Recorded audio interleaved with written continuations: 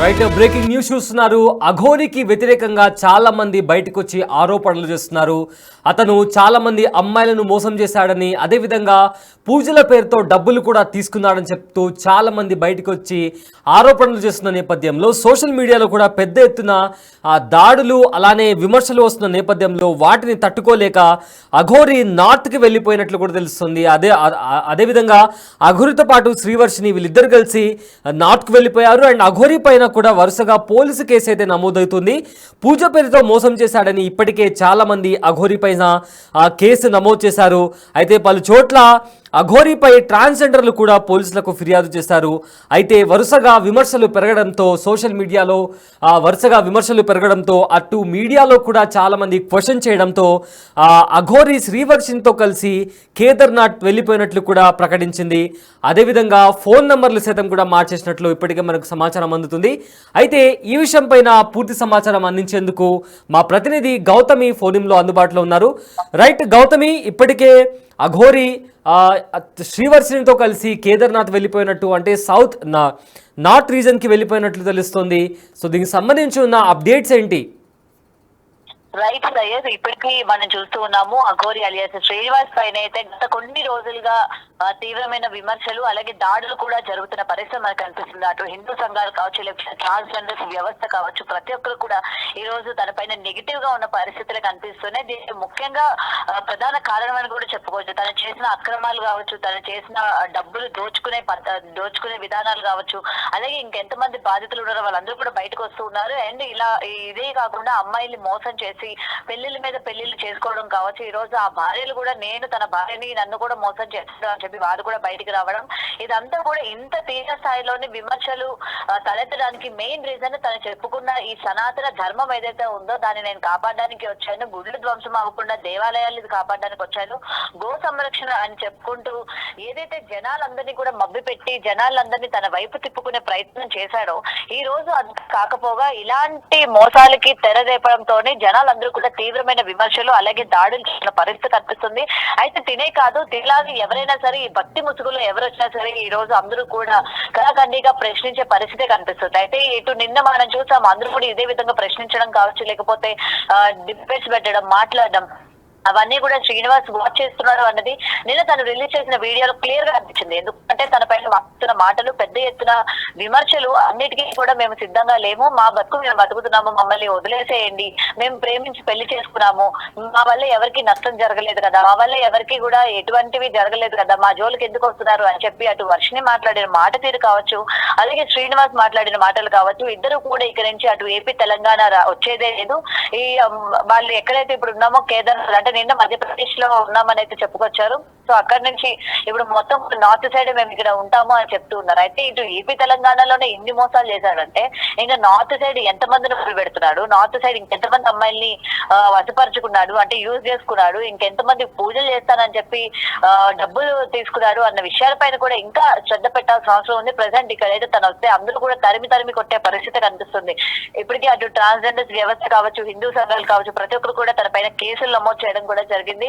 ఇటు అన్ని సెక్షన్స్ కింద, అంటే వర్షిణిని తీసుకెళ్లిన దగ్గర నుంచి కిడ్నాపింగ్ కేసు కావచ్చు, లేకపోతే ఇటు డబ్బులు తీసుకొని మోసం చేశారు అన్న కేసు కావచ్చు, అలాగే ఇంకా చాలా కేసులు, ఇటు ట్రాన్స్జెండర్స్ కూడా వాళ్ళ కేసు పెట్టడం జరిగింది. అండ్ నిన్న అఘోరా అఖాడా నుంచి కూడా తను అఘోరా కాదని చెప్పడం, ఇలా పలు రకాల కేసులు ఒక్కసారిగా దాడి చేయడంతో ఇంకా శ్రీనివాస్ కి అర్థమైపోయింది, మొత్తం కూడా ఇక్కడ నెగిటివ్ అయిపోయింది. ఈ రోజు ఎవరు కూడా తనకి సపోర్ట్ చేసే దాఖలే లేవు. అటు ఎవరి దగ్గర తను ఆశ్రయం కోరినా సరే ఎవరు కూడా తనకి విరుద్ధంగానే ఉన్న పరిస్థితి కనిపిస్తుంది.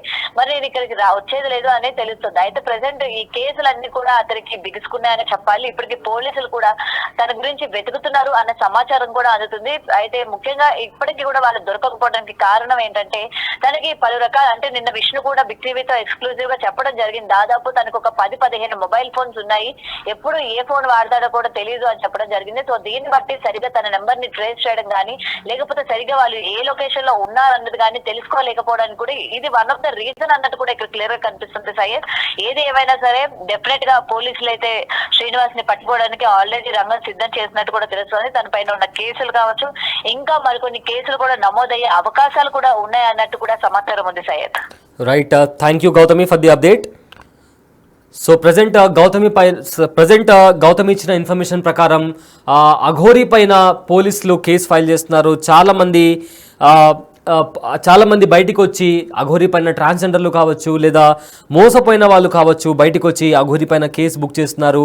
అదేవిధంగా ఇది సోషల్ మీడియాలో కూడా అఘోరీకి అగెయిన్స్ట్గా పెద్ద ఎత్తున విమర్శలు వస్తున్న నేపథ్యంలో ఆ విమర్శలు ఆరోపణలు తట్టుకోలేక అఘోరీ నార్త్ రీజన్లో నార్త్కి వెళ్ళిపోయినట్లు కూడా ఇప్పటికే తెలుస్తుంది. అయితే తనపైన వచ్చిన విమర్శలను అఘోరీ కూడా రెస్పాండ్ అయింది. దానికి సంబంధించి ఉన్న అసలు యాక్చువల్గా అఘోరీ ఏం చెప్పింది, తనపై వస్తున్న ఆరోపణలకు సంబంధించి అఘోరీ ఏం చెప్పిందో ఒకసారి విందాం. హర్ మహాదేవ్. ఎంతోమంది ట్రోలింగ్ చేస్తున్నారు, ఎంతోమంది విమర్శిస్తున్నారు. వాళ్ళందరికీ ఒకటే చెప్తున్నాం, మేమైతే ఇక్కడ ఉండట్లేదు. 2 తెలుగు రాష్ట్రాలకు కూడా మేము రాము. మేము ఉత్తరాఖండ్ వెళ్ళిపోతున్నాం, కేదార్నాథ్. జీవితాంతం అటే ఉంటాం. కేదార్నాథ్కి వెళ్ళి కేదార్నాథ్ నుండి ఇంకా పైకి వెళ్ళిపోయి అక్కడనే ఉండిపోతాం. మా ఇద్దరి జీవితాలు మేము గడుపుతున్నాం. ఎందుకు మా గురించి ఇంత ట్రోలింగ్ చేస్తూ ఇంత విమర్శిస్తున్నారు? మీకేం అవసరం? మా బతుకులు మేము బతుకుతున్నాం కదా, మా జీవితాన్ని మమ్మల్ని బతకనివ్వండి. ప్లస్ అదే కాక వర్షిని ఈరోజు బలిస్తుంది, అలాగే వర్షిని అఘోరీ దగ్గర లేదు, ఇలాంటి కంప్లైంట్స్ పెట్టుకోవడం మానేయండి.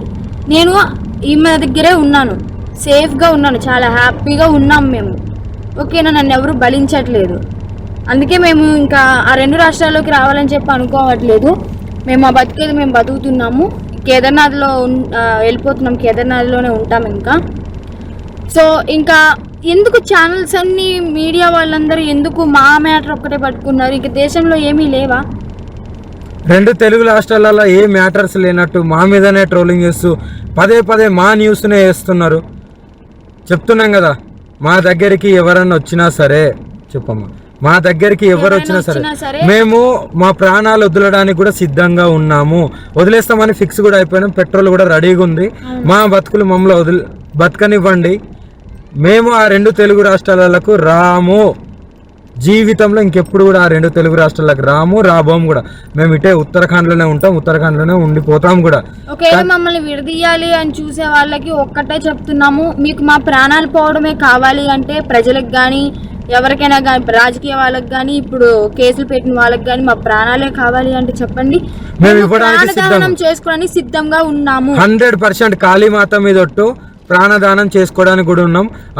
ఇప్పుడు మేము ఎప్పుడైతే మరణిస్తామో పెట్రోల్ పోసుకొని ఈ కార్తో సహా పోతాం కదా, అప్పుడు కూడా మళ్ళీ విమర్శించండి, అప్పుడు కూడా ట్రోలింగ్ చేసుకోండి. 2 ప్రాణాలు పోవడానికి, ప్రత్యేకంగా 2 ప్రాణాలు పోవడానికి ఎవరైతే ట్రోలింగ్ చేస్తున్నారో, ఎవరైతే విమర్శిస్తున్నారో, ఎవరైతే కేసులు పెడుతున్నారో, ఎవరైతే వ్యతిరేకంగా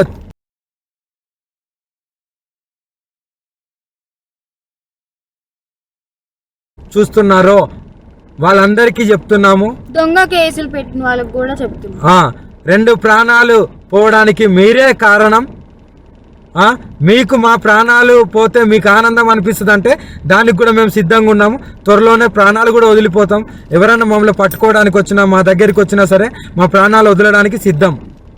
అలాగే అసత్య వాక్యాలు చేసే వాళ్ళు కూడా చెప్తున్నాము, ఇది ఆపితే బాగుంటుంది. ట్రోలింగ్స్ కూడా ఆపితే బాగుంటుంది. నేను ఈమె దగ్గర సేఫ్గా ఉన్నాను.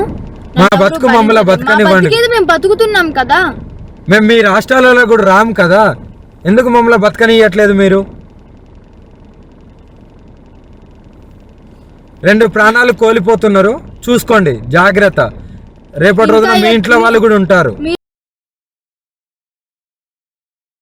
మీడియాలో ఇంకా ఘోరంగా మా గురించి ఏదన్నా వస్తే మేము ప్రాణదహనం అయితే చేసేస్తాము. మేము కూడా ఓపిక ఎంతవరకు ఉండాలో అంతవరకు ఉంటుంది. మేము కూడా సహించలేకపోతున్నాము. ఏంటి అసలు ఆ మాటలు ఏంటి, ఆ కంప్లైంట్స్ ఏంటి, వాళ్ళు మీడియా ముందుకు వచ్చి ప్రెస్ మీటింగ్లు పెట్టి వాళ్ళు మాట్లాడే మాటలు చాలా అంటే చాలా ఘోరంగా ఉన్నాయి. మీరు అనుకుంటున్నారేమో కానీ వాళ్ళు అలాగే అంటారు, చనిపోరని. 100% ఆ వీడియో కూడా మీకు పంపిస్తాను, ఎలా మరణిస్తున్నాం అనేది. ఎవరైనా సరే మమ్మల్ని ఇప్పటికి కూడా మా న్యూస్ ఆపకపోతే మా బతికేది మేము బతుకుతున్నాం కదా.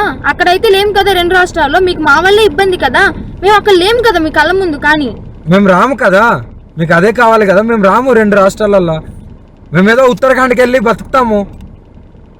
ఇప్పటికైనా ఆ యూట్యూబ్ వాళ్ళకి కానీ ఎవరికైనా కానీ చెప్పేది ఒకటే, మా న్యూస్లు ఆపేస్తే బాగుంటుంది. ఇంకా దేశంలో చాలా ఉపయోగపడే న్యూస్లు ఉన్నాయి, అవి చూపించండి. మాదొక్కటే కాదు కదా, ఇప్పటికైనా ఆపుతారని చెప్పి 2 ప్రాణాలని తీసుకోవాలనుకుంటే ఇంకా చేసుకోండి. ఇంకా చూసి ఈ వారం రోజులలోనో ఇంకా ఈ 2-3 రోజులలోనో చూస్తాము, లేకుంటే డైరెక్ట్ దహనం అయిపోతాము. అప్పుడు మీరందరూ ఆనందించండి, మీరందరూ ఆనందంగా ఉండండి. మా ప్రాణాలు పోయిన తర్వాత మీరందరూ కలిసి ఆనందంగా విందు భోజనం చేసుకోండి. ఇంకా మోకిరాబాద్ లో కేసు అంటారా, ఆమె పెట్టింది చెల్లదు. ఆ జడ్జి ఎవరైతే డబ్బులు వేశారో ఆయన వచ్చి కేసు పెడితేనే చెల్లుతుంది.